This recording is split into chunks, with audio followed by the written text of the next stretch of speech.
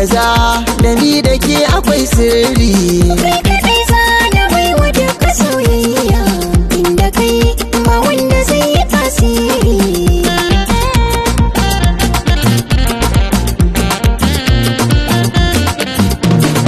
Tallafa na bar kama da mai jinya, inda na san ki kwai farar ni halaya.